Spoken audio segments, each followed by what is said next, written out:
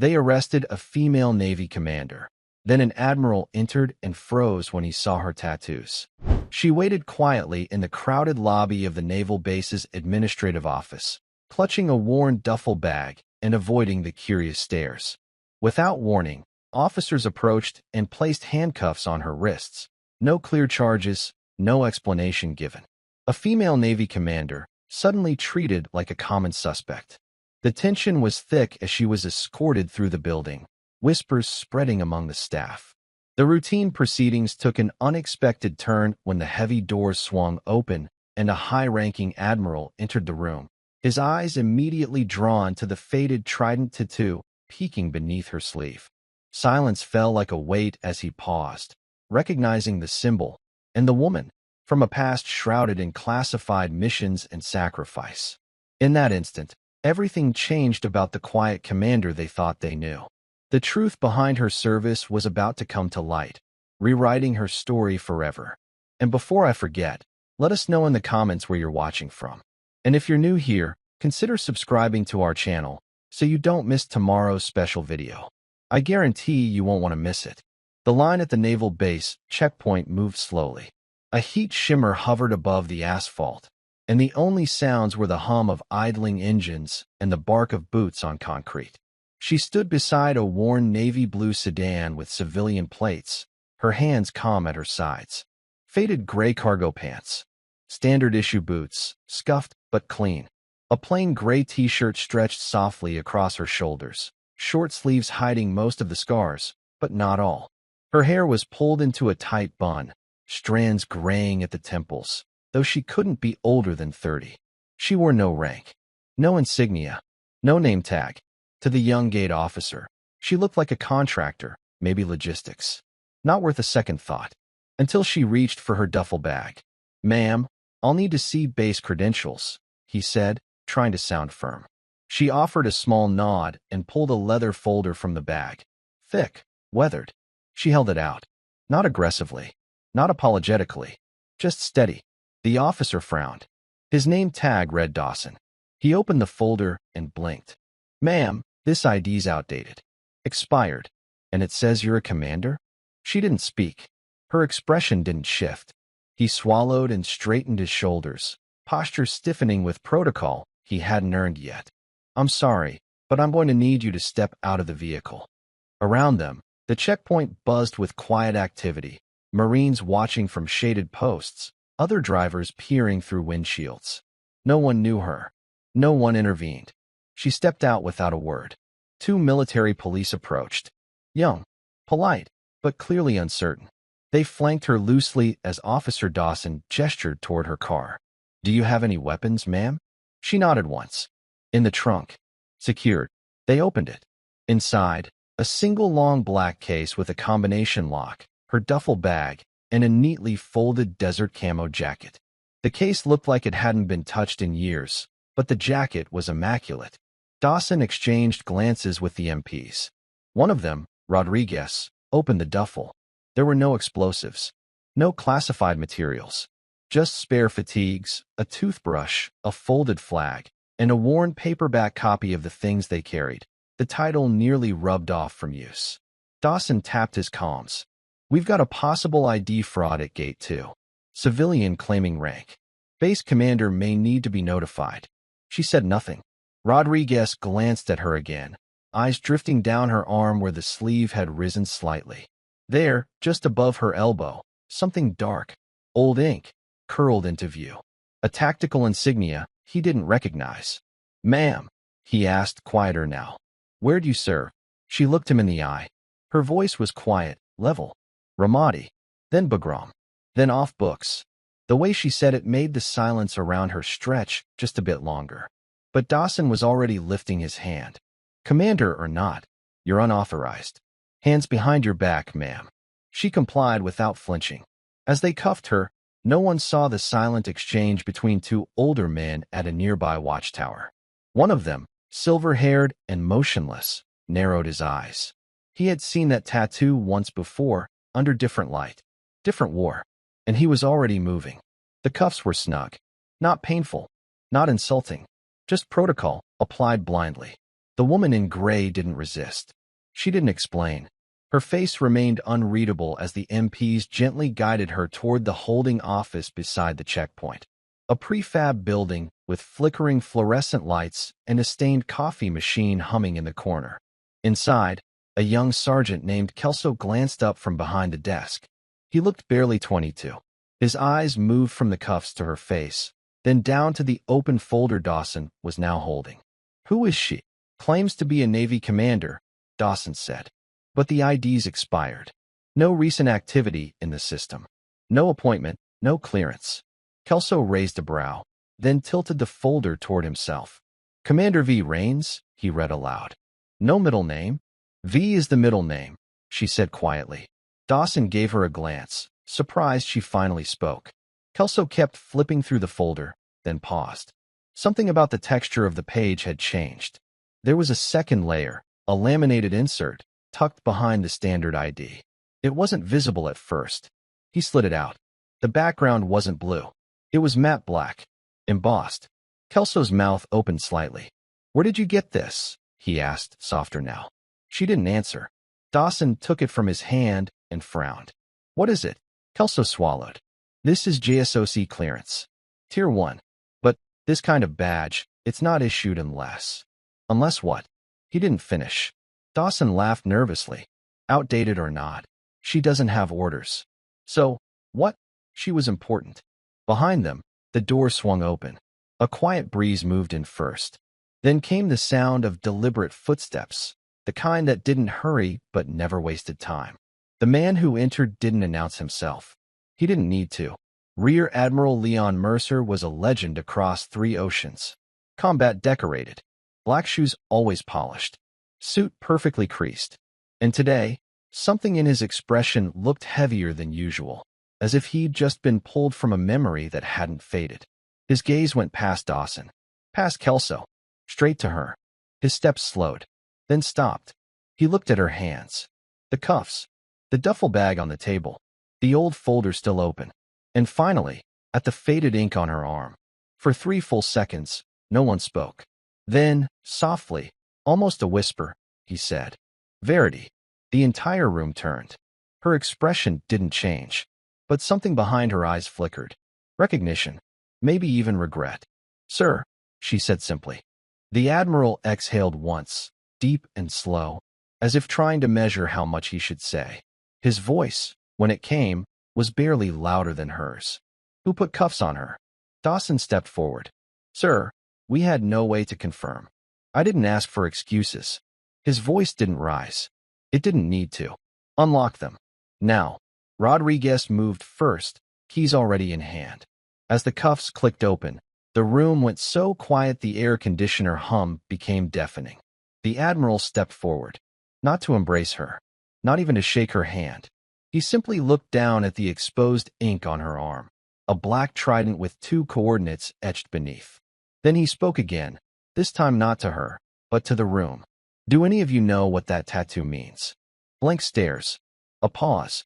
Then, softly, "She's the reason I'm alive." No one in the room moved. Not even Dawson. The words sat heavy in the air. "She's the reason I'm alive." Rodriguez shifted slightly, a breath caught in his throat.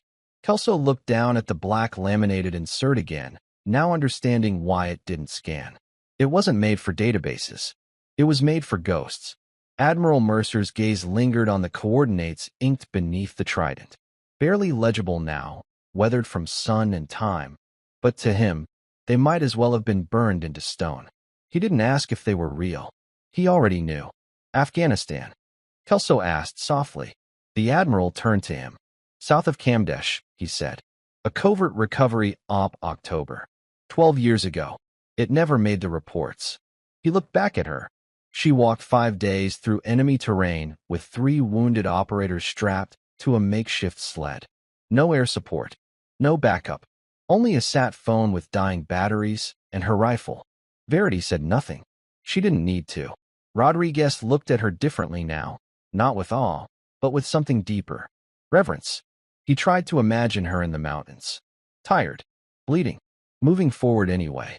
"Why didn't you say anything?" he asked quietly. She glanced at him. "Would you have believed me?" His shoulders sank. He didn't respond. Dawson stepped back, unease rippling through him. He looked at the cuffs in his hand as if they were burning. I didn't know, he said. No, she replied. You didn't. There was no anger in her voice. Just fact. Admiral Mercer moved toward the desk, picked up her duffel, ran his hand over the patch stitched near the zipper. It was so faded it looked blank. But he remembered that symbol. Task Force Ember. Decommissioned. Disavowed. But not forgotten. He set the duffel down carefully. You didn't come back for ceremony, he said to her. No, sir. You didn't come for recognition. No. He studied her. Then his voice dropped to something gentler. Then why now? She hesitated, then reached into her pocket and withdrew a folded photo. She handed it to him silently. He unfolded it. A grainy image.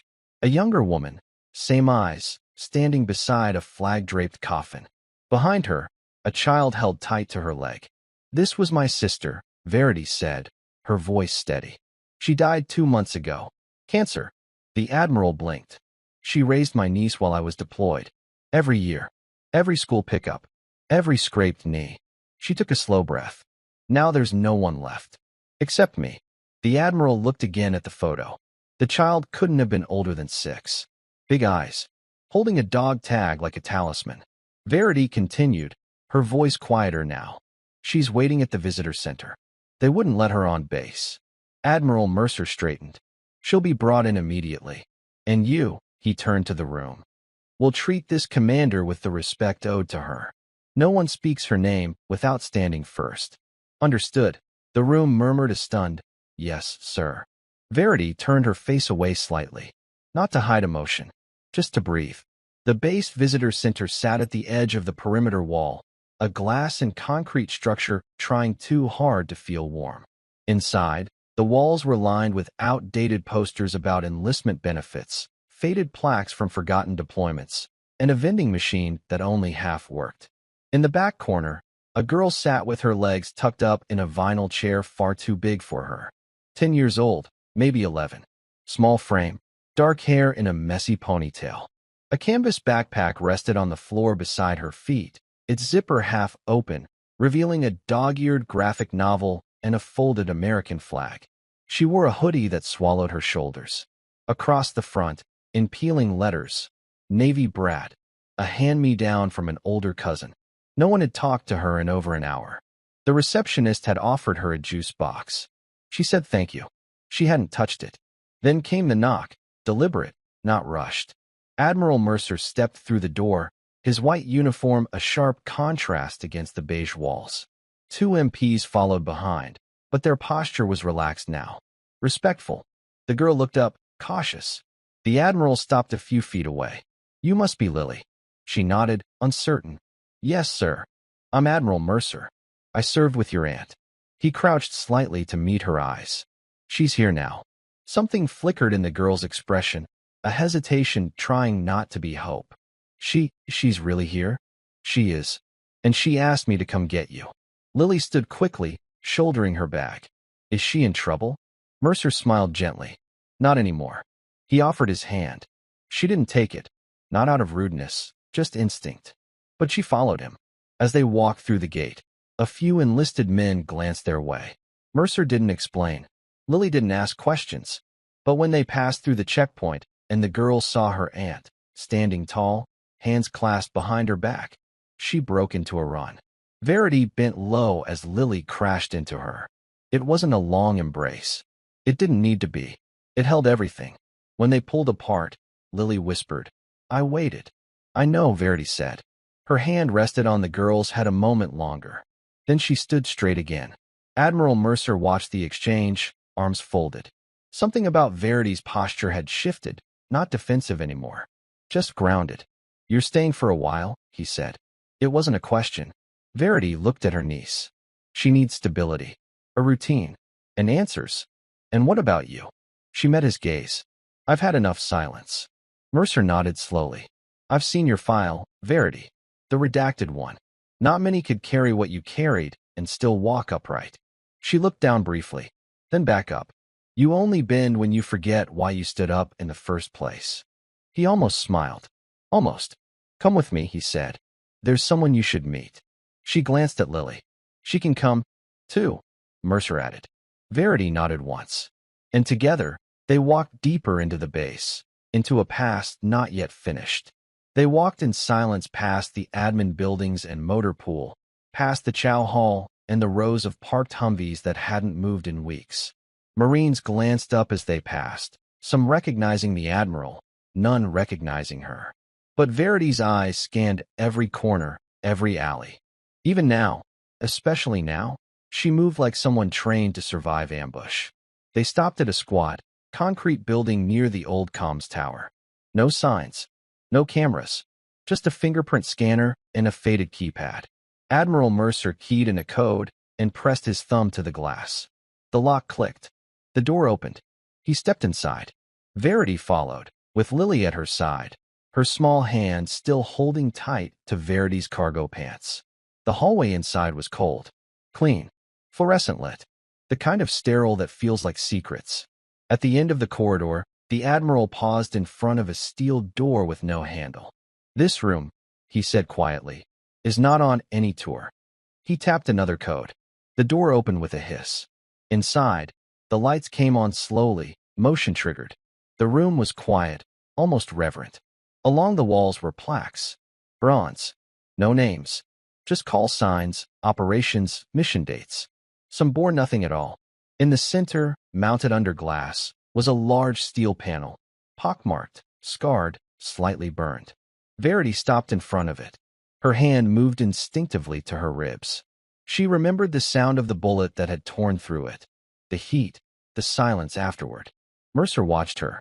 You dragged 3 men across 20 clicks of mountain while bleeding from a collapsed lung.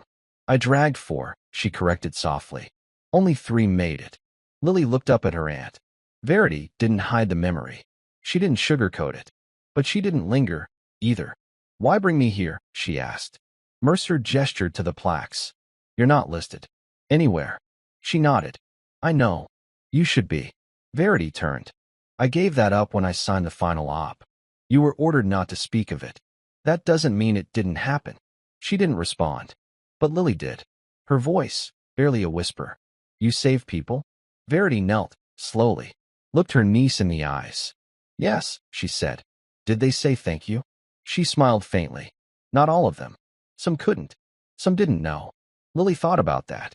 Then quietly, she said, thank you. Verity looked away just long enough to collect herself. Then she stood and faced Mercer. I didn't come here to be remembered. Mercer nodded. Then stay for her. He reached into his jacket and handed her a folded sheet of paper. It was an offer, not a commendation. A job. Instructor. Tactical Intelligence Division. Civilian contractor. Flexible terms. On base. Near the school. Verity's fingers brushed the paper, but she didn't take it yet. I'll think about it. You have until tomorrow. She gave a quiet nod. But inside, she already knew her answer. The classroom was windowless, tucked behind a row of unused barracks.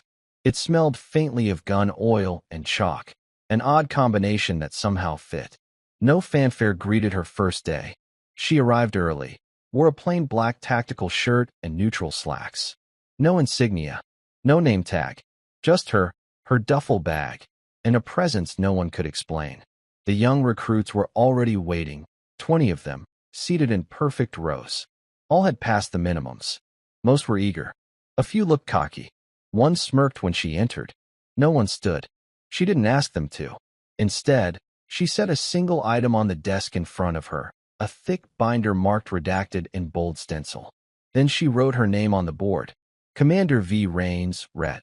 That caught a few eyes. But still, the room stayed quiet. She turned to face them. My name is Verity Rains. You'll address me as Commander or Ma'am. I won't be your friend, but I'll be fair. You're here because someone thinks you're ready to learn something that matters. She let the pause hang. I'm here to see if they're right. In the back, a recruit, shaved head, broad shoulders, early 20s, leaned toward the guy next to him and muttered, What's she gonna teach? How to fold a shirt. Verity walked to the corner of the room, opened a locker, and pulled out a whiteboard. She scrawled 2 coordinates. Then, next to it, a word, Kamdesh. Who can tell me what happened here in October 12 years ago. The class shifted. Only one hand went up. Private Lou, she said, nodding. Kamdesh. Firebase, Keating was overrun. One of the deadliest engagements of the war. 2 medals of honor awarded. She nodded. Correct. Now tell me who recovered the bodies from the ridge the day after. Lou hesitated. I don't know. Exactly, Verity said. Because they weren't supposed to. That team was never acknowledged. She stepped forward. I was there. I was your age. And I'm still here. The smirking recruit in the back frowned now. He squinted. Wait. You're the one from the story, the operator who? She didn't nod. She didn't confirm. She simply walked back to the desk and sat down. If you want worse stories, transfer to a bar. If you want to learn how to move without being seen, think without being told, and act without hesitation, you'll listen. And you'll earn your right to be in this room. The room went still. One by one, spines straightened. No one interrupted again. And as the first hour passed, covering urban recon, counter-surveillance, and layered deception, even the most skeptical among them began to realize. She wasn't here to inspire them. She was here to prepare them. And that was far more terrifying. The training day had stretched long into the late afternoon, the sun outside casting elongated shadows through the narrow slats of the barracks windows. The classroom was heavy with the scent of dry erase markers and stale coffee, the quiet hum of air conditioning the only sound beneath the steady scratching of pens on notebooks. Yet the silence between the words spoken by Commander Verity Rains was far heavier than any noise could be. She had run them through a series of tactical drills, urban recon, layered deception, close-quarters movement, but it was never just the physical rigor that tested them. It was the way she commanded the room with an unyielding presence that refused to be broken or bargained with. She spoke little, but every word landed like a stone thrown into still water, rippling out and settling deep in their minds. No jokes, no casual smiles, no empty praise. At the end of the day, when the final slide faded and the recruits packed up their gear, Verity dismissed them with a single nod, sharp and deliberate. No good job. No see you tomorrow. Just silence and the subtle firmness of discipline. Outside the classroom, the sound of boots and murmured conversations rose and fell. Most of the recruits filtered away quickly, eager for a break from the intensity. But Private Chun lingered by the lockers, his youthful face marked with the fatigue of the day and something else. Respect, maybe, or the first flicker of understanding. He watched quietly as Verity methodically folded her tactical jacket, then unzipped her worn duffel bag and carefully repacked her essentials. Her movements were precise, almost ritualistic, a practiced calm hiding decades of battles no one knew about. Summoning courage, Chin finally spoke, his voice barely above a whisper. Commander. She looked up, eyes meeting his, steady, calm, like a lighthouse in a storm. I wanted to say thanks. She raised an eyebrow slightly, a subtle invitation to continue. For what? She asked softly, voice low but clear. Chin swallowed, searching for the right words. For not making this easy. For making us earn it. He paused, glancing toward the exit as if nervous to reveal more. I've had instructors before. They'd tell stories, laugh, give out medals. But you don't do that. You make us work. Harder than I thought possible.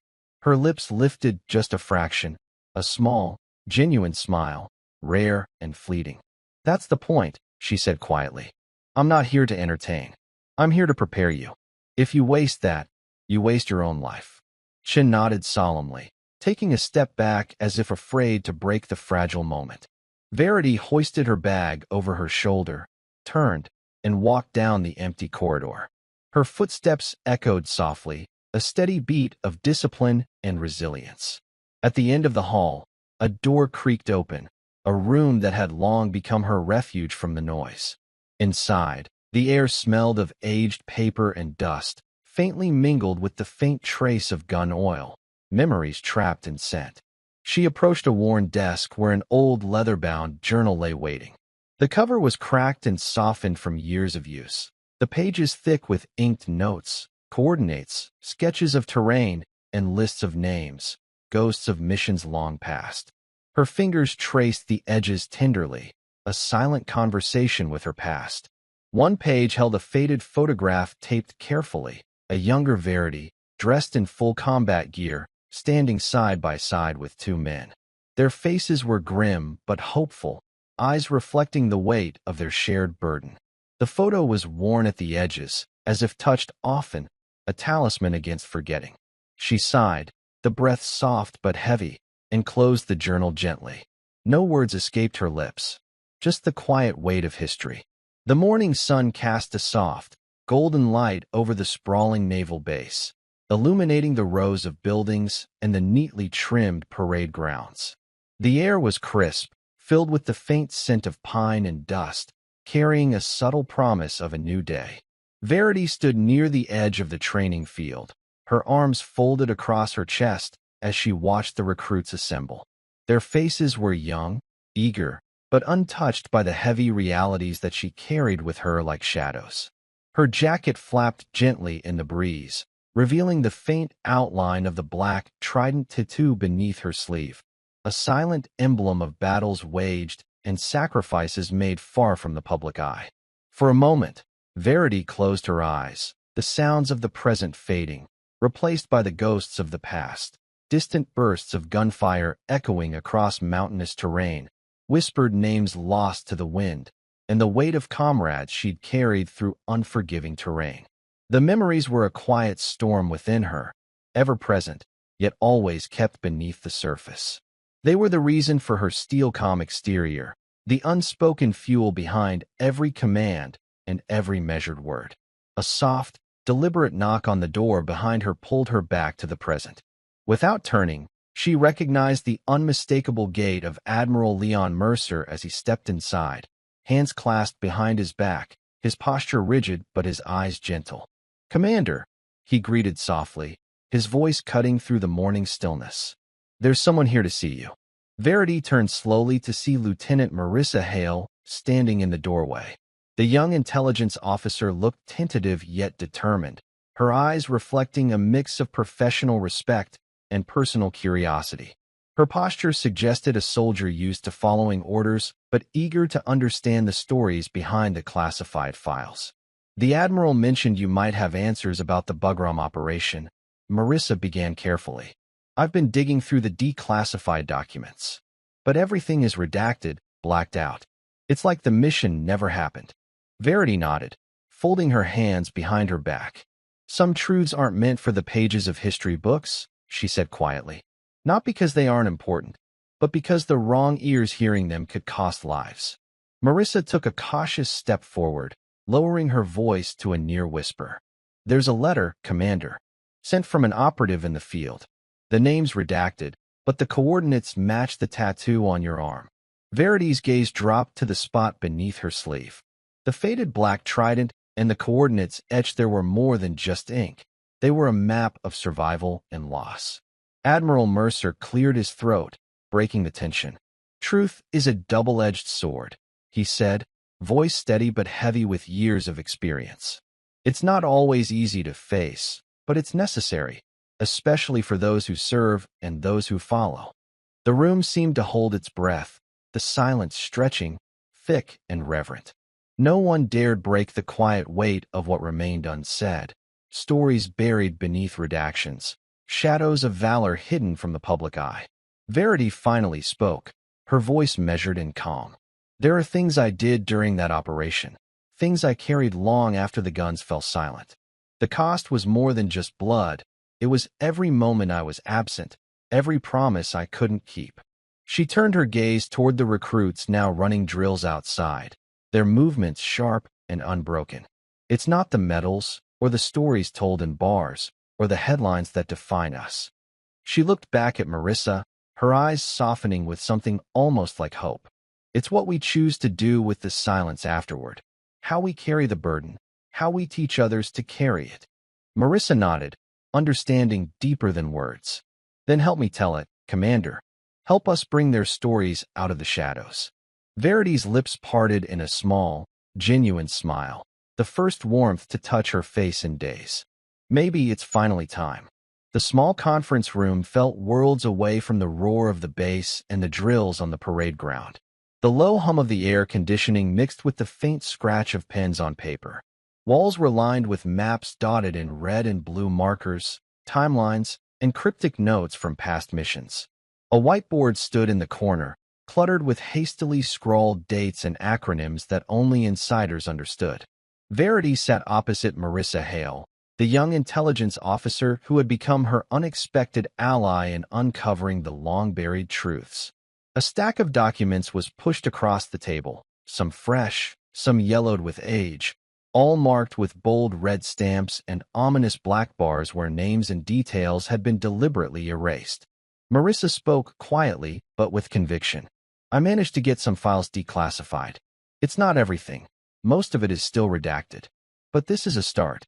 Verity's hands moved over the pages like a soldier surveying a battlefield, satellite images showing harsh mountain ridges, casualty lists with almost every name blacked out, mission reports with entire paragraphs missing.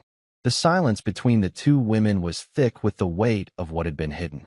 They wanted to bury it, Verity said softly, her voice almost a whisper. The operation, the men who didn't come home, the sacrifices. Off the books. Unacknowledged. Forgotten. Marissa nodded, her eyes flickering with a mixture of admiration and sadness. Your team's extraction was never officially recognized. The military wanted plausible deniability. It was so secret that even many commanders didn't know it happened. The men you saved, and those you lost, vanished into classified shadows.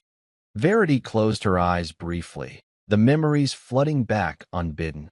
The biting cold of the mountain nights, the relentless grind of dragging 3 wounded men through enemy territory, the sound of distant gunfire echoing in the dark, the prayers whispered for the fallen. The faces of her team flashed behind her eyelids, vivid and haunting. Why now? She asked at last, her voice steady but laden with unspoken pain. Marissa met her gaze. Because of your niece. Because someone needs to tell your story, not just for you, but for every soldier who was left behind in silence. Verity's eyes softened. For the first time in years, a small flame of hope stirred inside her. Then let's begin, she said quietly. The envelope was deceptively plain. A worn, manila sleeve with creases softened from years of handling, and a faint smudge of dirt in one corner. No return address, no insignia, no official markings. Yet, in her hands, it felt heavier than any medal or document she'd ever held. It was as though the weight of all the years, all the silence and secrets, had been compressed into this single piece of paper. Verity carefully peeled the flap, her fingers steady despite the surge of memories rising in her chest. The letter inside was folded with meticulous precision, the paper yellowed but intact, bearing the unmistakable mark of haste and urgency. The handwriting was neat, precise, yet betrayed the tension of a mind racing against time, a voice etched by experience, burden, and loyalty. She unfolded the letter slowly, her eyes scanning the words, each line unlocking long-guarded memories buried beneath layers of restraint and regret. Commander Rains, if you're reading this, I hope it means you've found some measure of peace beyond the chaos we left behind. The operation at Bagram was more than a mission. It was a crucible that forged us in ways no one outside could understand. We lost brothers and sisters whose names have faded from the official records, but not from my memory. Your courage kept us alive in those dark moments, and I owe you more than I can ever say. The letter continued, each word resonating like a solemn confession. There's more you should know, truths that were buried deep to shield us all from further pain. The real enemy wasn't just outside the wire. It was the betrayals within our own chain of command, the politics that endangered us more than the enemy ever could. I pray that one day, these truths will be told, not for glory or revenge, but for justice, remembrance, and healing. Verity's breath hitched, the memories crashing forward, the cold mountain nights, the desperate hours spent dragging wounded men through hostile terrain, the silence that followed every loss. She traced the faint signature at the bottom, just 2 letters, almost a whisper in ink, JT. Marissa looked up from the pile of documents, her expression solemn. JT was your point man on that extraction, a legend who disappeared from the service shortly after. No one really knows what happened to him. Verity's lips pressed into a thin line. He saved my life that day, she said quietly, and he paid a price I still carry with me. The room settled into a heavy silence, thick with the unspoken weight of sacrifices made in shadows. Those who gave everything without recognition, those whose stories had been erased by time and redactions. Marissa broke the stillness. If we tell the story, all of it, maybe we can finally give them the honor they deserve. Verity folded the letter with deliberate care, the edges crisp against her fingertips. Her gaze lifted to the window, where the sun filtered through and cast long, hopeful shadows across the floor. Now, she said, voice steady but resolute, we tell the story, the full truth. No more silence. A small, determined smile touched her lips. The burden she carried wasn't lighter, but for the first time in years, it felt shared. The weight of the letter lingered heavily in Verity's mind as she stepped into the stark conference room. The air was thick with quiet tension, punctuated only by the shuffling of papers and low murmurs between high-ranking officers and officials. The room was filled with a mix of generals, admirals, and civilian defense staff, men and women who held the power to rewrite history or bury it deeper. She was no longer the shadow in the background, the silent operator who carried secrets in her bones. Today, she stood firmly in the light, ready to speak the truths that had been smothered for years. I am here not to reopen old wounds for the sake of conflict, Verity began, her voice steady and resolute, but to confront a past that has been deliberately silenced. The mission epigram was real. The sacrifices made by those men, my brothers and sisters in arms, were real, and the erasure of their service is an injustice that cannot stand. A few faces in the room tightened, some exchanging subtle glances. One general cleared his throat, leaning forward with a measured tone. Commander, classified operations are precisely that, classified. They exist to protect ongoing missions and the lives of those involved. To reveal details now could compromise security. Verity met his gaze squarely, unflinching. I fully understand the importance of operational security, but there is a profound difference between protecting lives and erasing them. The men who gave everything deserve recognition. Their families deserve answers, and the nation owes them the truth. At that moment, Marissa Hale stepped forward, her presence calm but firm.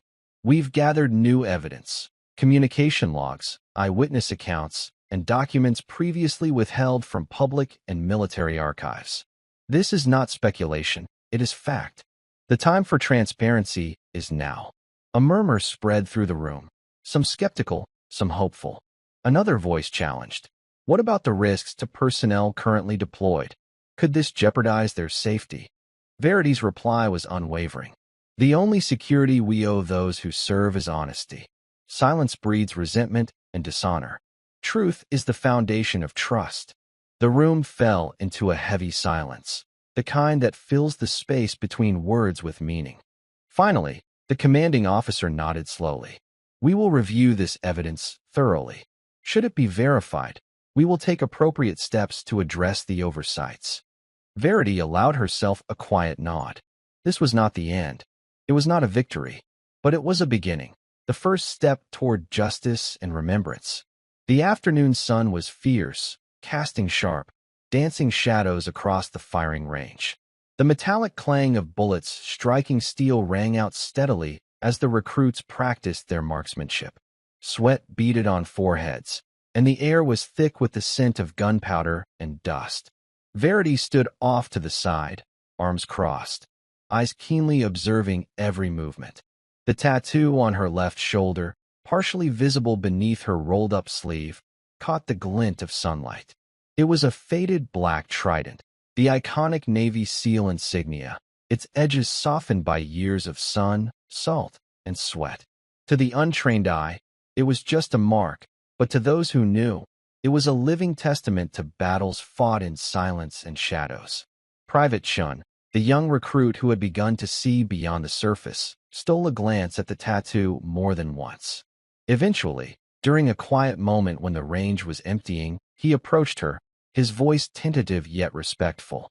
"Ma'am, if you don't mind me asking, what does your tattoo mean?" Verity regarded him for a long moment, measuring the question, the boy's sincerity. Then she gave a slow nod and spoke, her voice low and steady, carrying the weight of experience. "It's the Navy SEAL trident. But it's more than just a symbol. It's a promise, a reminder etched on my skin." She paused, eyes drifting toward the distant mountains beyond the range, where memories of covert missions and lost comrades still lingered like ghosts. Each line, each shadow of this tattoo tells a story. Stories of missions where silence was the only option, where trust was everything, and failure meant more than just losing a battle, where brothers and sisters didn't come home, where the fight never truly ended. Her gaze returned to Chun, steady and honest. "This tattoo, it's not just about who I was in uniform. It's a vow to carry those memories, to honor those who can't speak for themselves, even when the world forgets." Chin nodded slowly, absorbing the gravity beneath her words. "Thank you for sharing that, ma'am. I don't think I ever realized." She smiled faintly, the first softness he'd seen from her. "One day, you'll have stories of your own. But remember this, strength isn't just about firepower or medals. It's about what you carry inside, long after the guns fall silent." The two stood in quiet understanding, the fading sunlight painting the range gold. The base lay wrapped in a deep, tranquil silence as Verity stirred awake before dawn. The soft hum of distant generators and the occasional clink of metal from a far-off guard post were the only sounds that disturbed the stillness. The dim glow of early morning filtered faintly through the blackout curtains, casting long shadows across the sparse furniture of her quarters. She sat on the edge of the bed, eyes distant, mind wandering through the labyrinth of memories she had long kept locked away. The weight of years spent in shadows, the faces of comrades lost or changed forever, the cost of missions never spoken about beyond whispered debriefings and classified files. Reaching out, Verity grasped a small, worn photograph on the nightstand. The edges were frayed, and the colors slightly faded, but the image was sharp in her mind, a rare moment of fragile camaraderie. Her team, standing shoulder to shoulder, smiles forced but genuine, eyes tired but determined. The faces of men and women who had fought beside her, some still missing in action, others gone forever, swallowed by the unforgiving landscapes where their sacrifices had been made. Her fingers traced the outline of a scar hidden beneath the collar of her shirt, a jagged line, pale against her skin, a physical remnant of a firefight deep in the Hindu Kush Mountains. It was a wound that never fully healed, both on the surface and in the recesses of her mind. The scar was a constant reminder, not just of pain or injury, but of endurance and survival. A symbol of the battles fought in silence, the quiet resilience that defined her existence beyond the uniform. As she rose and moved toward the small mirror on the wall, Verity's reflection bore the weariness of a soldier marked by time. The calm strength in her eyes belied the storms raging beneath the surface, unseen scars that ran deeper than any bullet wound. A soft knock at the door interrupted her solitude. Lily, her niece, stepped inside quietly, her footsteps barely making a sound on the worn floor. Her young face was marked with concern and the tentative understanding only someone who loves can offer. "Are you okay, Aunt Verity?" she asked gently, her voice a whisper meant to bridge the silence. Verity turned, allowing herself a small, genuine smile. She crossed the room and pulled Lily into a brief, warm embrace, a moment of comfort in a world often too harsh. "More than okay," Verity whispered back, her voice steady but soft. "Just remembering." Lily nodded, eyes wide but knowing, absorbing the weight behind the words. "You carry a lot," she said simply, her innocence mixed with quiet wisdom. Verity looked down at her niece, then back into her eyes, a gentle seriousness in her tone. "Sometimes, the scars we don't see hurt the most," she said. They sat together on the edge of the bed, the room slowly brightening as the first light of morning crept through the window. In that shared quiet, there was a wordless understanding, an unspoken bond of strength, resilience, and love. It was a moment of peace amid the turmoil, a reminder that even the deepest wounds could be met with quiet grace. The base was buzzing with activity that morning. The steady clatter of trays, the hum of quiet conversations, and the distant drone of vehicles moving through the compound. The mess hall was a cacophony of sounds, familiar and comforting to those who had lived the rigorous routine of military life. Yet, as Verity entered, a subtle shift rippled through the crowd. Conversations faltered mid-sentence.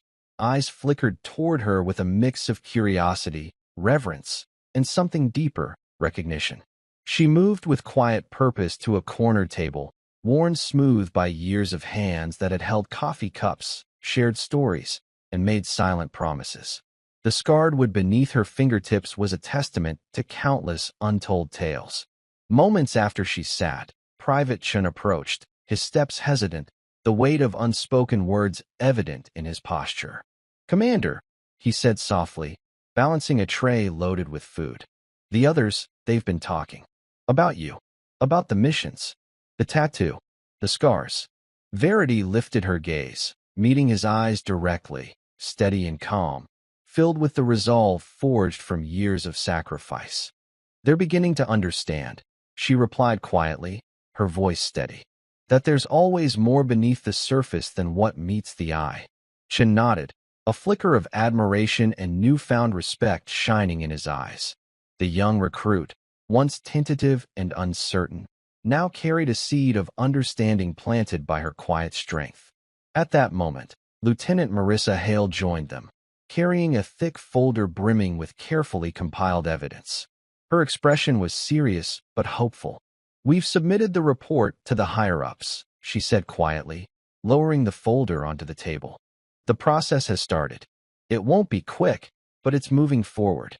Verity folded her hands in front of her, the burden she had carried for so long beginning to lighten. The path ahead was uncertain, but this was a beginning. "This is about more than just recognition," she said thoughtfully.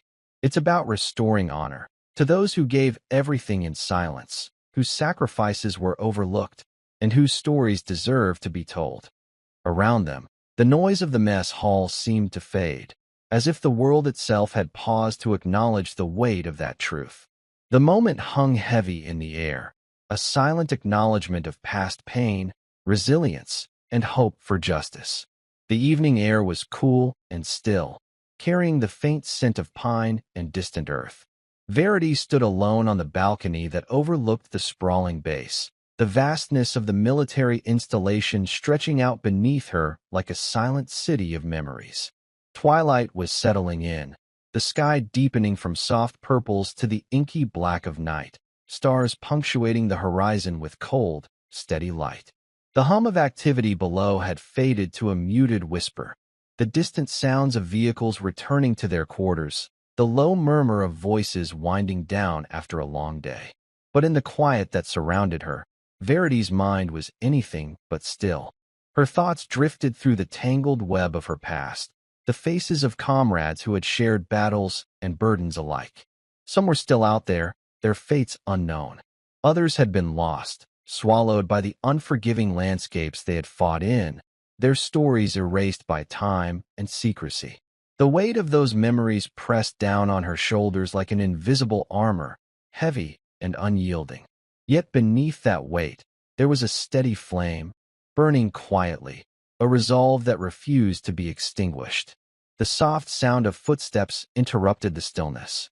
Verity turned to see Lily stepping onto the balcony, her young face serious, eyes wide with a quiet determination that both surprised and comforted Verity. Despite her youth, Lily carried the strength of her lineage in the way she stood, shoulders squared and voice steady. "I'm proud of you," Lily said simply, her words carrying the weight of unspoken understanding. Verity's face softened, a small smile touching the corners of her eyes that had seen far too much but still held warmth. "Thank you, kiddo," she replied, her voice gentle but firm. "It's not about me. It never was." Lily nodded thoughtfully, her gaze drifting to the darkening horizon. It's about the ones who didn't get to come home. Verity reached out, her fingers curling around her niece's hand with a quiet reverence. And I'll carry their stories every day. Their names, their sacrifices, it's my promise. They stood together in companionable silence, the cool breeze threading through their hair as the night deepened. The world around them seemed to hold its breath, as if honoring the weight of that moment, the passing of responsibility, the silent vow to remember, and to keep fighting in ways beyond the battlefield. In that stillness, the bond between them was clear, a quiet resolve that bridged generations, rooted in honor and remembrance. Verity's journey was far from over, but in that moment, beneath the vastness of the stars, she knew she would never walk it alone. The morning was thick with the kind of gray that blunts the edges of everything it touches, the sky heavy with low-hanging clouds, casting a muted light across the sprawling naval base. The usual vibrancy of the day seemed subdued, as if the very air had shifted, waiting, charged with a quiet energy that rippled beneath the surface. Verity stood just outside the headquarters building, her posture composed yet unassuming. The uniform she wore was impeccable, but it was the subtle details that drew attention. The faded black trident tattoo barely visible beneath the rolled-up sleeve of her jacket, the faint scars tracing stories no one dared ask about. She was a figure of calm amidst the steady bustle of soldiers moving about their duties, their conversations subdued in the growing hush. The sound of engines broke the stillness, the sharp yet measured rumble of a motorcade approaching. Black SUVs rolled in with practiced precision, moving through the gates like a silent procession. As the vehicles came to a halt, the crowd instinctively fell silent, sensing something momentous about to unfold. Admiral Leon Mercer stepped out of the lead vehicle, his tall frame casting a long shadow across the stone steps. His face was a study in solemnity, eyes sharp and discerning, yet carrying the weight of years spent in service alongside Verity, though many here only knew him as a distant authority. His gaze found Verity's immediately, drawn to the exposed skin of her shoulder where the worn trident tattoo peeked out from beneath her jacket. For a heartbeat, the world seemed to hold its breath. Time slowed, the murmurs faded, and the gravity of the moment anchored itself in the silent space between them. The Admiral reached up with a deliberate grace, touched the brim of his cap, and offered a slow, deliberate salute. The gesture was not merely protocol. It was an unspoken acknowledgement of everything Verity had endured, the sacrifices made in shadows, the battles fought without fanfare or recognition. That single salute sent a ripple through the gathered soldiers and civilians alike. Skepticism dissolved into respect.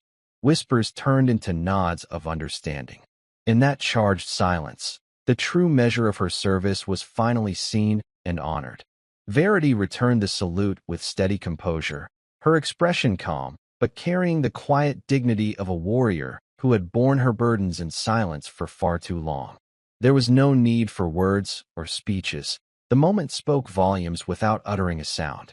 As Admiral Mercer lowered his hand and turned to leave, the weight that had long pressed upon Verity's shoulders lifted, replaced by a profound sense of closure. Her honor, once questioned and obscured, was reclaimed not through violence or defiance, but through presence, truth, and the unwavering strength of her character. She remained standing, the last light of the morning breaking through the clouds and casting a soft glow around her silhouette. In that final salute, a legacy was sealed, a testament to the quiet heroes who serve in the shadows and whose stories deserve to be told. Thank you for following this story. If you enjoyed it, please subscribe and share your thoughts below. Where are you watching from? Let us know in the comments. Stay tuned for more immersive tactical stories.